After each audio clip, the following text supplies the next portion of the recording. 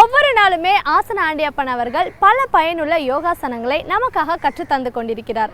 அந்த வரிசையில் இன்றைக்கு என்ன யோகாசனங்களை அவர் கற்றுத்தர இருக்கிறார் என்பதை கவனிக்கலாம். நிகழ்ச்சியில் முதல் பகுதியாக வரவிருப்பது நலமுடன் வாழ.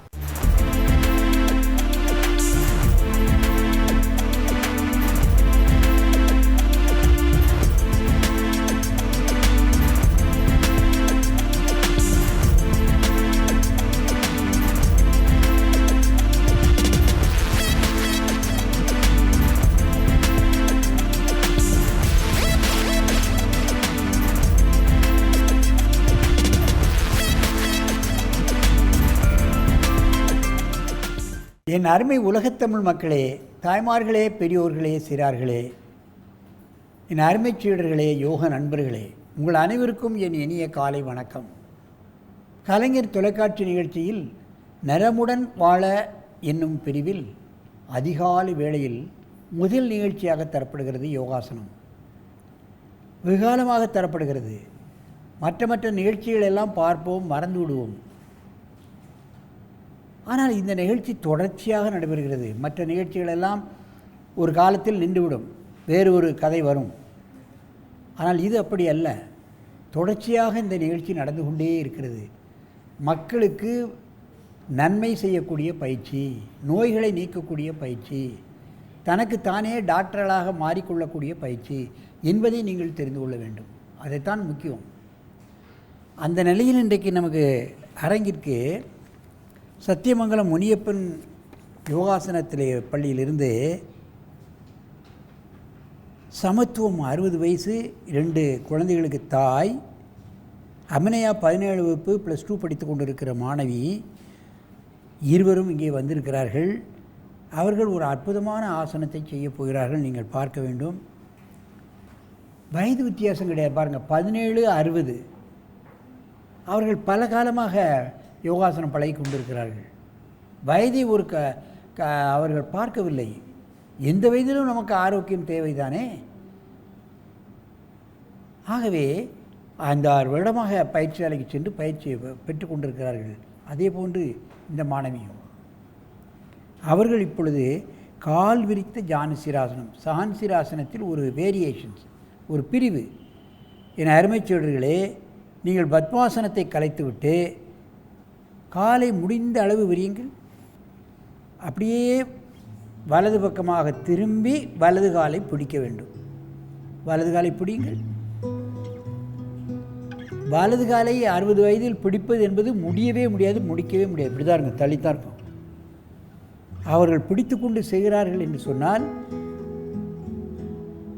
அந்த பெருவிரலிலிருந்து மூளை வரைக்குள்ள அத்தனை நாடி நரம்புகளும் இழுக்கப்படுகின்றன.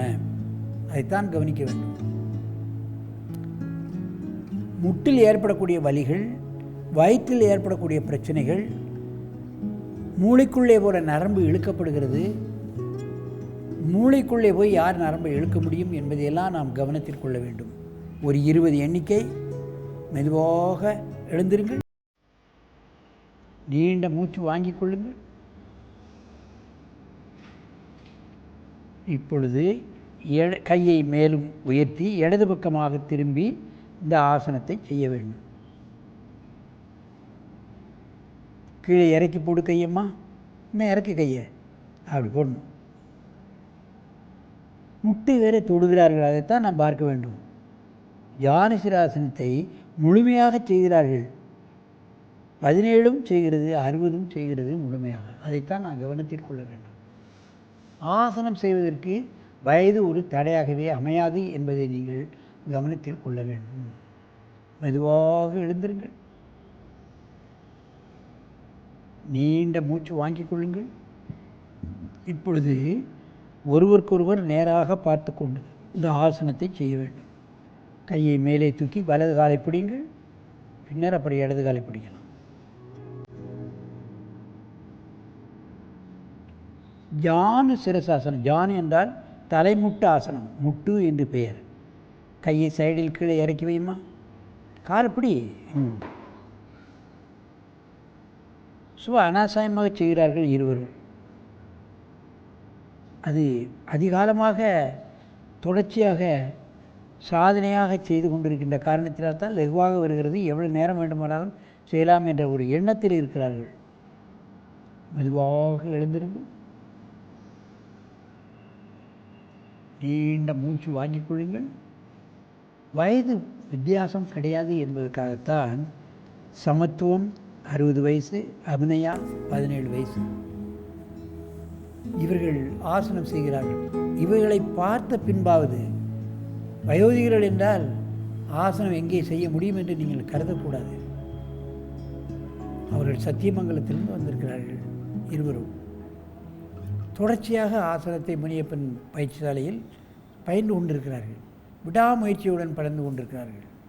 அதைத்தான் நான் கவனத்தில் கொள்ள வேண்டும். ஆகவே எல்லா தரப்பினரும் வயது வித்தியாசம் இல்லாமல், ஜாதி வித்தியாசம் இல்லாமல், மத வித்தியாசம் இல்லாமல் இந்த யோகாசனங்களை பழகி என்றும் ஆரோக்கியமாக வாழ வேண்டும் என்று ஒரு கங்கணம் கட்டிக்கொண்டு நெடிது இனிது வாழ வேண்டும் என்று கேட்டு உங்களிடமிருந்து விடைபெறுவது ஆசனா ஆண்டியப்பன்.